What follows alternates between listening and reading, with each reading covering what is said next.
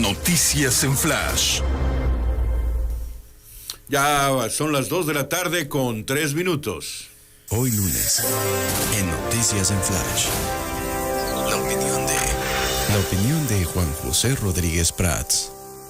A quien le damos la bienvenida en este lunes 18 de noviembre, que pues en los últimos años cómo ha cambiado el asueto, ¿no? Que todavía estamos en un puente, cuando a mí en lo particular no me gustan los puentes, debemos trabajar, necesita México que activemos.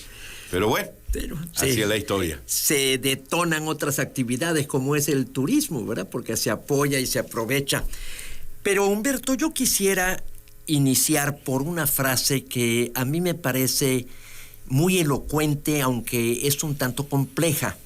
En una tumba en el Panteón de Roma había un epitafio que dice: el que no hizo lo que pudo, ni pudo lo que quiso, nada hizo. ¿Qué significa esto? En toda empresa, en toda tarea que se inicie o que uno desee realizar, creo que debe uno precisar cuál es mi deber, qué es lo que debo hacer, qué es lo que quiero hacer y qué es lo que puedo hacer, para no terminar como el que está ahí radicando hasta la eternidad en el Panteón de Roma. O sea, no hizo lo que pudo haber hecho lo desdeñó, y lo que quiso tampoco pudo. Entonces, pues nada hizo. Yo creo que esto en política es muy importante. Cuando se asume un cargo, lo primero es a qué estoy obligado.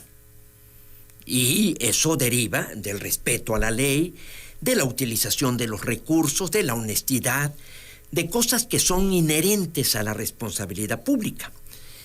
Ahí medir mi capacidad y mi voluntad.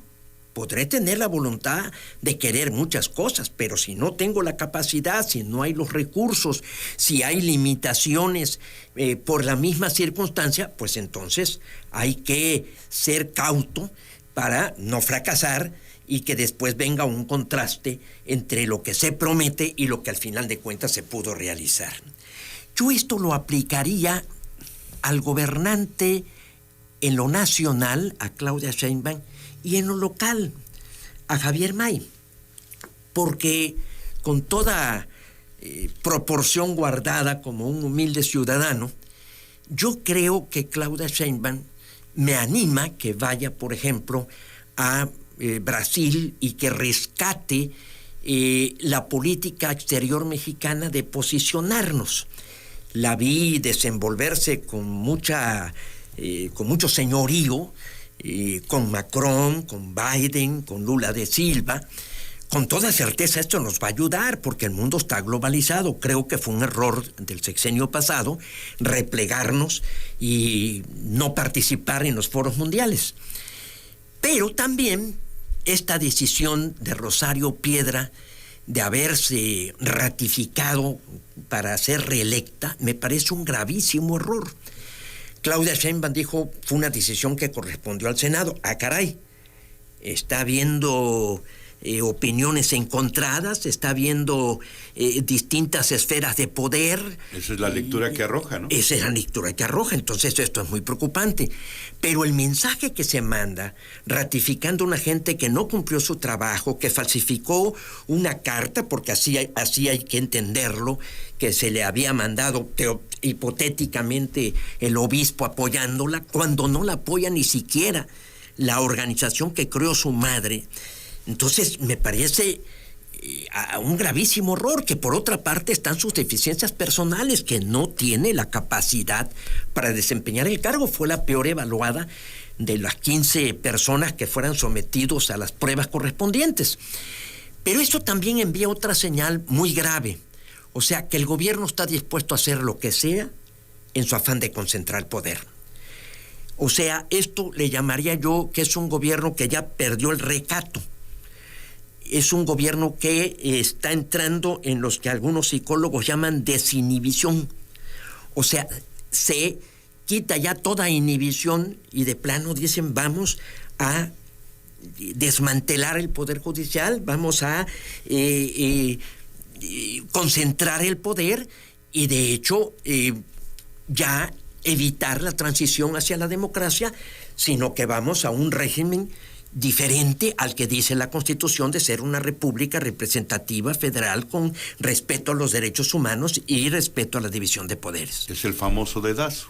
Es el famoso dedazo, o sea, la señal para mí es muy clara, desinhibe ya cualquier intento, cualquier propósito, ya no hay ninguna simulación, se salieron del closet, podríamos decir, en su afán autoritario. En lo estatal, por ejemplo, veo una actitud de seguir un modelo que se agotó con la salida de Andrés Manuel López Obrador. Yo he insistido mucho, por ejemplo, de que era un error no utilizar la Quinta Grijalva como domicilio del gobernador. La Quinta Grijalva está abandonada, se va a deteriorar. Se nos anuncia que el presupuesto tiene serias restricciones. Me parecería absurdo que se meta dinero para convertir la Quinta Grijalva en museo o en un centro cultural. Creo que sería un gravísimo error. Y a donde viva el gobernador va a poner en riesgo a todo su vecindario. Porque con toda certeza pues va a haber manifestaciones de protesta, estamos en un ambiente de inseguridad. Entonces, ¿por qué no ocupar la Quinta Grijalva? Porque el presidente López Obrador en su tiempo no se fue a vivir a Los Pinos. Yo te garantizo que la misma Claudia Sheinbaum quisiera retornar a vivir a Los Pinos. Yo conocí Los Pinos. Son instalaciones adecuadas, hechas para que el presidente ahí pueda gobernar y atender todos los asuntos. El palacio lo veo restringido y además sumamente peligroso, y ahí está teniendo que rodearse con barras de acero para proteger al Ejecutivo. Entonces, yo nunca, Humberto, en mi carrera política había yo visto tal sumisión en torno a un personaje. Nadie se quiere desviar, que es el mismo asunto de la mañanera. Las mañaneras le funcionaron a Andrés Manuel. Lo posicionó, él tiene una gran habilidad para responder, para estar en este diálogo con los periodistas, pero no le está funcionando a Claudia ni le está funcionando a Javier May. Ya las mañaneras aquí se están agotando, están agotadas. Está diciendo cosas que está creando problemas. Este discurso de seguir culpando a los gobiernos anteriores no nos lleva a nada. Esto sigue profundizando nuestra polarización y esto es dañino para Tabasco, como también para México. Tampoco hay una gran habilidad en Claudia Sheinbaum para responder y para aclarar cosas. Entonces las mañaneras nos están envenenando.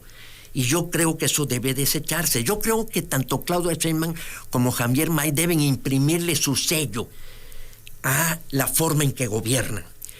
Porque mientras sigan encajonados, mientras sigan con esta obsesión de seguir el modelo que mal o bien lo instauró el anterior presidente, pues me parece un error.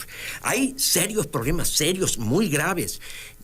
Hace un momento comentábamos el arribo de Donald Trump en este segundo periodo. Está designando gente de la peor calificación en cuanto a sus antecedentes. Entonces, Trump no está engañando. Viene con todo y necesitamos gobernantes fuertes. Yo a veces no percibo que a Claudia Sheinbaum y a Javier May se les vea como autoridad, como presidentes a nivel nacional y como gobernador. Siento un cierto vacío de autoridad. Lo digo con todo respeto, como procuro siempre de ser una crítica positiva. No estoy en afán de descalificar o de insultar. Tenemos el problema del presupuesto. El presupuesto a mí me alarma mucho, porque no fue bien recibido. Los peritos, los economistas están diciendo que se están haciendo cuentas muy alegres en cuanto al crecimiento económico, en cuanto a las posibilidades de recaudar. Lo que sí se incrementa es la deuda. Lo que sí se incrementa es el pago de intereses. Ahí están las calificadoras que nos están bajando en cuanto a nuestra capacidad y a nuestra atracción de inversiones. Se remiten 520,000 millones de pesos para fortalecer al Pemex y a la Comisión Federal de Electricidad. Esto me parece que es continuar con una política que no arrojó buenos resultados el sexenio pasado. O sea, se le metió dinero a las dos empresas y las dos empresas siguen con números rojos y se sigue perdiendo dinero. Entonces, ¿por qué no profundizar en la reforma que se venía haciendo desde Salinas, desde Zedillo, para dar participación a la inversión privada, que van a obtener utilidades? Sí, pero eso le dará una flexibilidad en el presupuesto del gobierno de la República y del gobierno del Estado para destinarlo a que no se desplomen los servicios como es seguridad, salud, educación e infraestructura. Infraestructura van 40,000 millones de pesos para el Tren Maya, que también yo tengo serias dudas de que eso pueda ser una obra productiva o que venga a impulsar la riqueza o a generar empleo o a beneficiar a los pobres. Entonces, yo sí siento que deberíamos de hacer ese ejercicio, regresando al inicio de mi intervención, de qué debo hacer, qué quiero hacer y qué puedo hacer. Y que al final de cuentas logremos hacer coincidir mis obligaciones, mis anhelos y mis deberes, y mis posibilidades, mi capacidad, mi voluntad. Si eso lo logramos juntar, creo que se puede hacer un buen gobierno. Oiga, licenciado, pero el ceder otra vez a que empresas o a la inversión privada en Pemex o en la Comisión Federal de Electricidad no sería pérdida de soberanía, no sería pérdida de cierto poder que tiene el gobierno. Mira, esto, Humberto, lo hemos platicado aquí con nuestro buen amigo Hugo. Se ha totalmente distorsionado el concepto de soberanía. Soberanía, podríamos irnos hasta el siglo XVI, que fue cuando surgió este concepto, que es una abstracción para explicar la concentración de poder. Juan Bodino, que es el autor de Superomnia, que eso quiere decir soberanía, aunque ya también en Grecia se hablaba de majestas y en Roma se hablaba de autoritas, porque era el poder. Y ahí viene también Maquiavelo, en donde empieza a surgir el Estado. Esto de soberanía alimentaria, por ejemplo. La misma presidenta Claudia Sheinbaum habla de incorporar en la Constitución la prohibición de que se importe maíz transgénico. Esto no es materia constitucional. Esto es absurdo. Y además, la primera pregunta es, ¿podemos producir nosotros el maíz que México está consumiendo? Pues no, tenemos que comprarlo en el extranjero. Y nuestro cliente ha sido Estados Unidos. El fracking, por ejemplo, que también es una decisión desde mi punto de vista equivocada, para poder explotar. Ahí tenemos la cuenca de Burgos para producir gas natural y para producir petróleo. Estados Unidos incrementó, en el 8 tenía Estados Unidos como 8 millones de producción de petróleo, ahorita andan los 13, gracias al fracking. Empezaron los ecologistas a decir que no, que contaminaba, que había problemas para el agua que se requiere para propiciar en el golpe a la roca y sacar el gas o el petróleo, porque esa es la técnica muy rústicamente explicada. Y se demostró que no es cierto, que esto no está dañando al ambiente, y lo mismo en el transgénico, lo mismo, por ejemplo, en el glisofato, que es un herbicida que también se prohibió desde mi punto de vista con enorme ligereza y que daña mucho a los productores de maíz. Entonces, esto de la soberanía en materia energética, desde que México y se incorporó al GATT, y te estoy hablando del gobierno de Miguel de la Madrid, que fue en 1987, ya se incorporó a la globalización, todos dependemos de todos, la interdependencia ya es inevitable, estamos imbricados. Por eso pensar, por ejemplo, en disminuir el Tratado de Libre Comercio o algo, eso ya no tiene reversa, ya es una economía que está integrada en lo que es Norteamérica, Canadá, Estados Unidos y México, de las más poderosas, y que tenemos que sacar ventaja de esa ubicación geográfica. Entonces, si pudiera el Estado solo y decir, bueno, sí puedo responder a las demandas de incremento de energía eléctrica y de combustible fósil, y tengo el recurso suficiente y sobrado, pero hombre, si Pemex está perdiendo, si somos la única empresa petrolera que pierde, si la Comisión Federal de Electricidad tiene pérdidas, ¿para qué seguirle metiendo dinero? Ahí ya no es cuestión de soberanía, ni cuestión de conceptos, ni cuestión de ideologías. Es simplemente a dónde debo destinar el dinero en donde beneficie más al pueblo de México. Así de sencillo. Licenciado, un gusto. Humberto, muchísimas gracias. Créeme que me siento muy a gusto tanto contigo como con Hugo. Me dejan hablar, me escuchan, me preguntan sensatamente, y eso a mí me agrada enormemente para contribuir con mi granito de arena, ser crítico y, por favor, insisto, porque tal parece que lo que se criticaba en Salinas ni los veo ni los oigo, que decía así el presidente Salinas, pues ahora está sucediendo lo mismo. Uno hace críticas, uno hace observaciones y ni nos ven ni nos oyen. Hacen lo que ellos deseen y después están las consecuencias cuando brota la inconformidad de la gente por los mal servicios que se otorgan. Ese sería mi comentario. Por cierto, en los tiempos de Salinas había 200 tratados comerciales. Mira, Salinas, al final de cuentas, y López Portillo dijo, el mérito de Salinas es que se embarcó en el surfing de la ola. Eso es muy importante. En el momento en que tú percibes cuál es el movimiento mundial y te embarcas. O sea, la entrada al Tratado de Libre Comercio fue una buena decisión. O sea, ahorita si ves las cifras, lo que significa en el incremento del Producto Interno Bruto, en trabajo son 9 millones de empleos que se derivan del Tratado de Libre Comercio. Entonces, se embarcó en esa tendencia. Regresó la banca a manos particulares. ¿Te imaginas hoy en manos de Morena todos los bancos si no se hubiera regresado a manos particulares?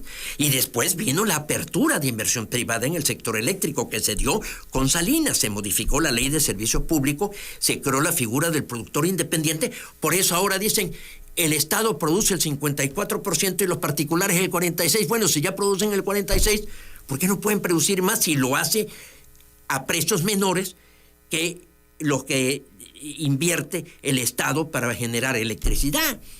Y si además en las plantas del Estado se utiliza, esto ya lo he dicho varias veces, el gas que nos vende Estados Unidos, ¿de qué soberanía estamos hablando? Nos revierte. Son telarañas que desgraciadamente vienen del pasado y que no hemos podido desprender, sobre todo en el movimiento de izquierda. Mira, nada más una última reflexión que estaba yo leyendo a algún autor. Yo creo que hay 3 ideas que vienen desde el marxismo que le han hecho enorme daño al mundo, a la humanidad. La idea de que hay una lucha de clases.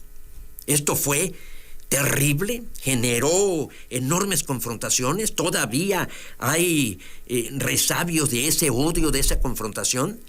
Lo que es la dictadura del proletariado, con esta bandera se protegió Stalin, y Stalin fue el hombre que más homicidios propició en el siglo pasado, más que Hitler y más que Mao.